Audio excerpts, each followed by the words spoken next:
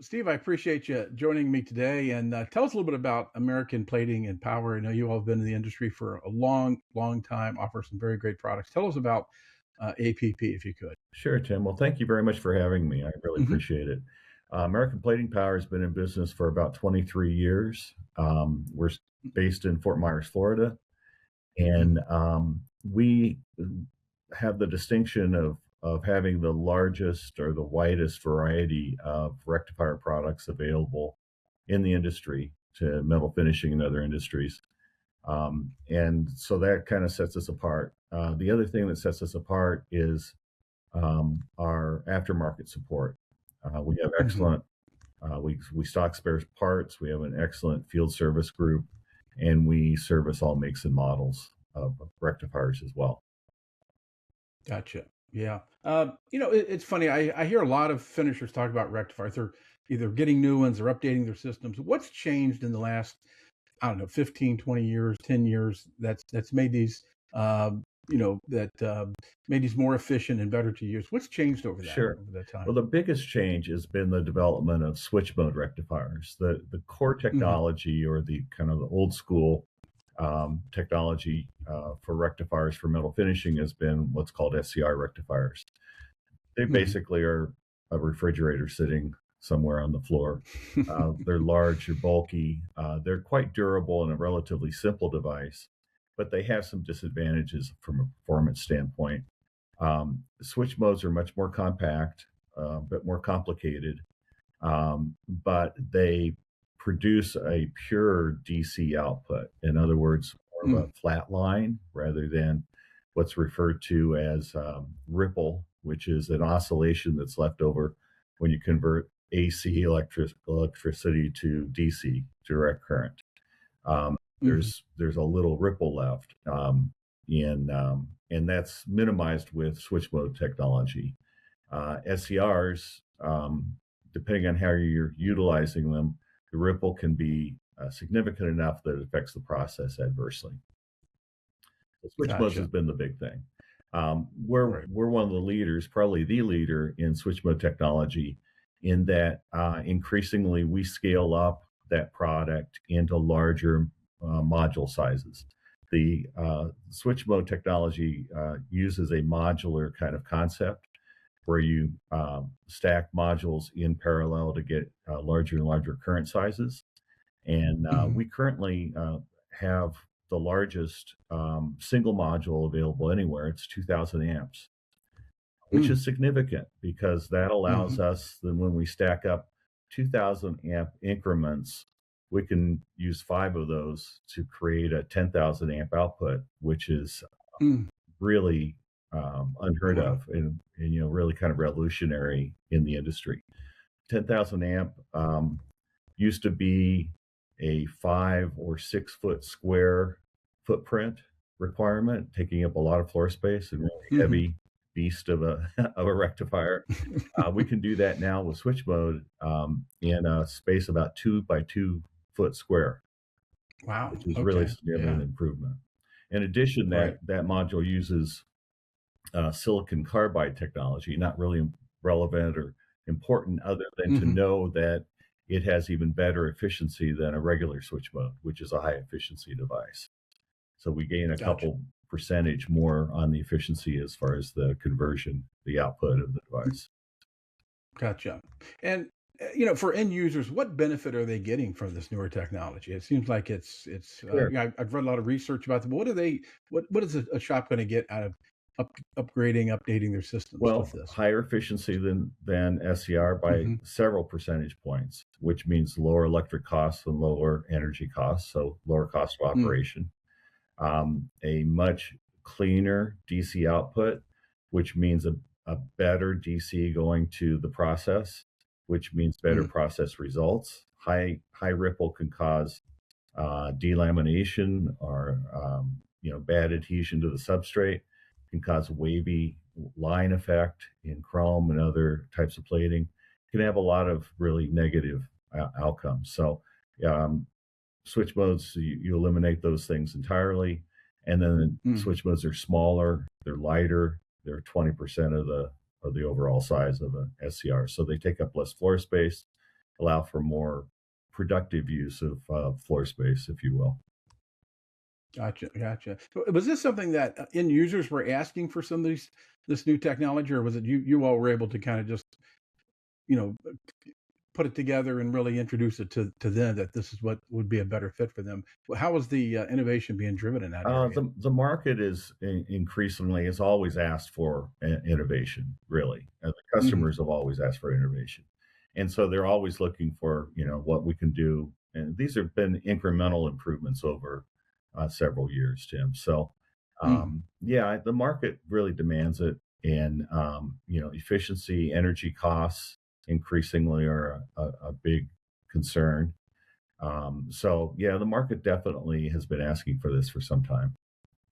Right, right. Yeah, I was going to say pretty much, anything to be more efficient and to help throughput and those type of things with that.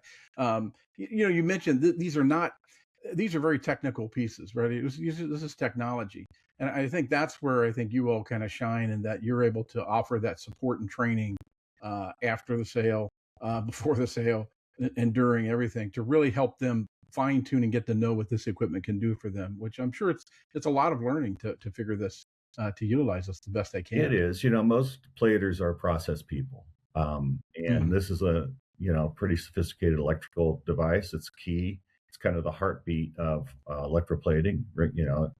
It creates that energy is the catalyst that causes everything to happen in the tank. But our average customer isn't an expert in rectifiers, and that's why you need a rectifier expert in order to help you through that. Hmm. Uh, so, we're happy to do that. The other thing about switch modes is, increasingly companies are running leaner and leaner. They used to have in-house maintenance that maybe understood Right. rectifiers and how to repair them. That's less and less the case today. Hmm.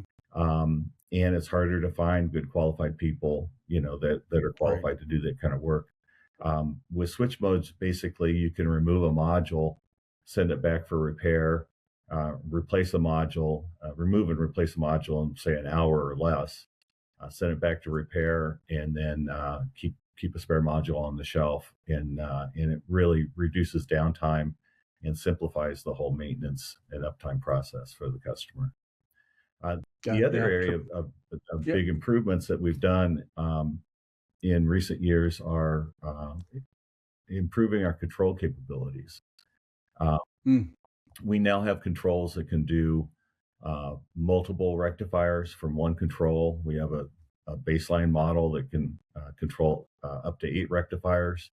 And then we have software that can do up to 30, 32 rectifiers out of one Mm. control. Wow. Um, Mm. and data logging is another area that we've really made some big strides at in automating data logging so that you can go back and document the process, how long the process times were for a particular batch or run.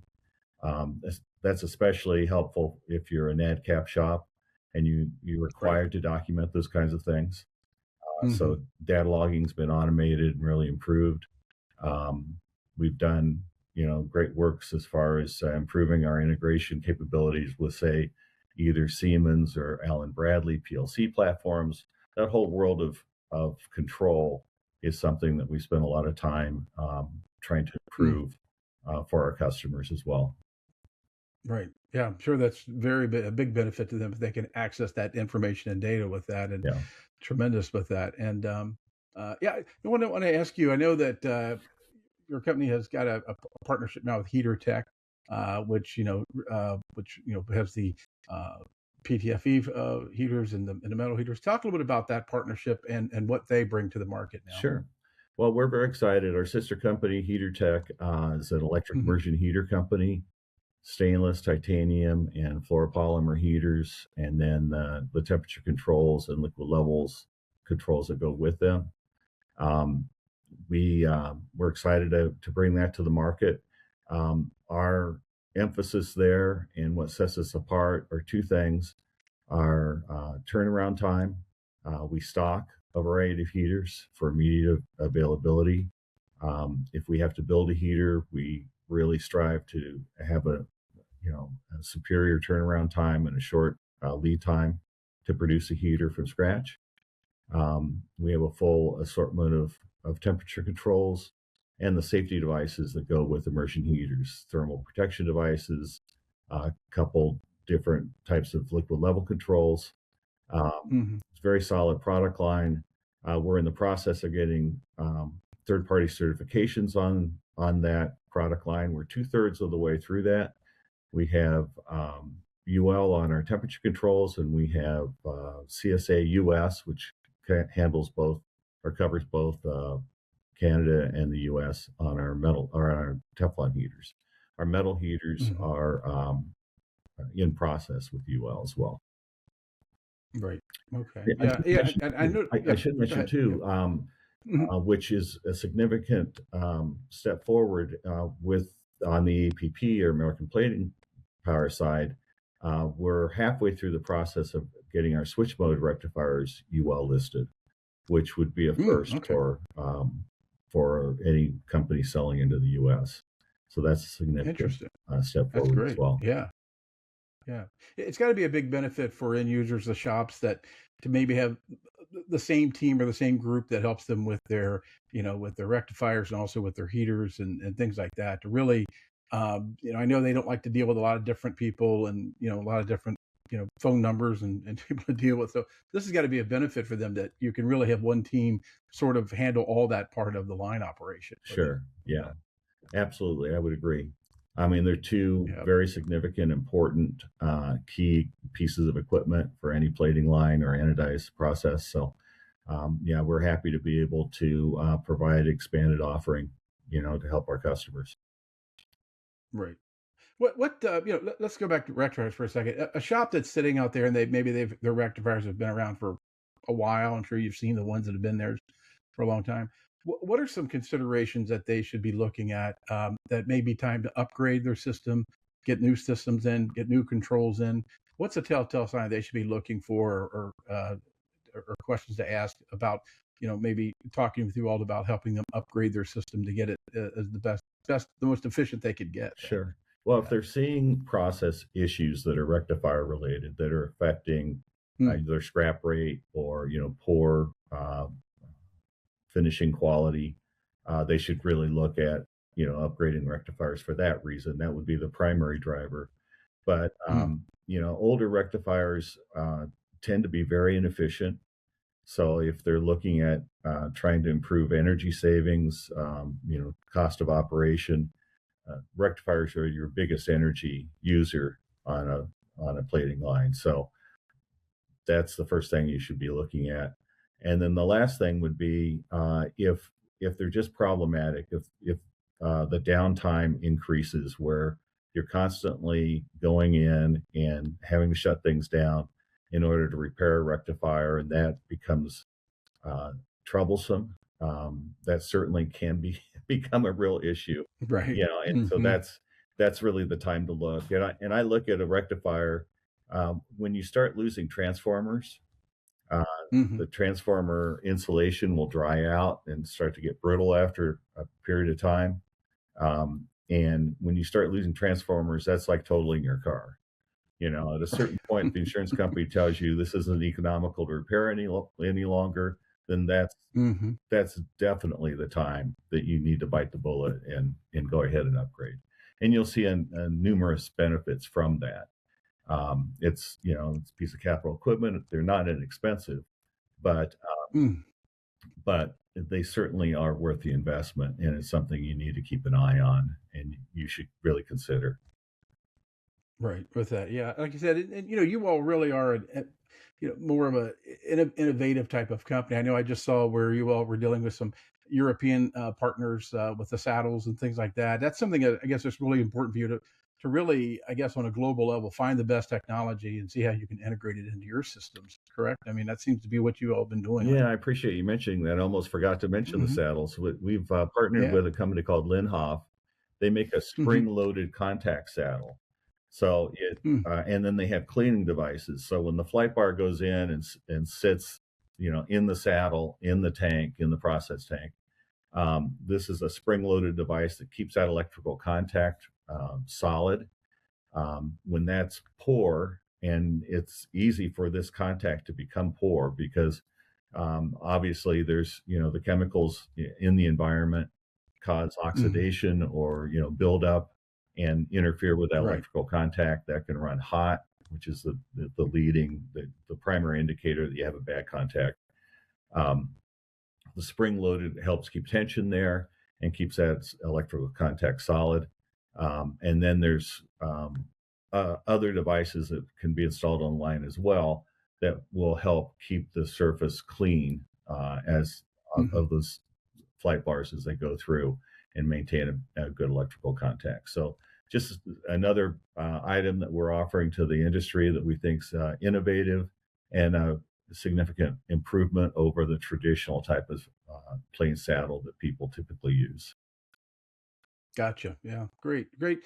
Great stuff. Like I said, great innovations for the shops who may not know they need it, but I think they definitely do. But I'd love to have you back soon, and we'll talk about some more technology. But I appreciate you taking time out for us today. Anytime, Tim. It's great talking to you. Mhm. Thank you very much. Mhm.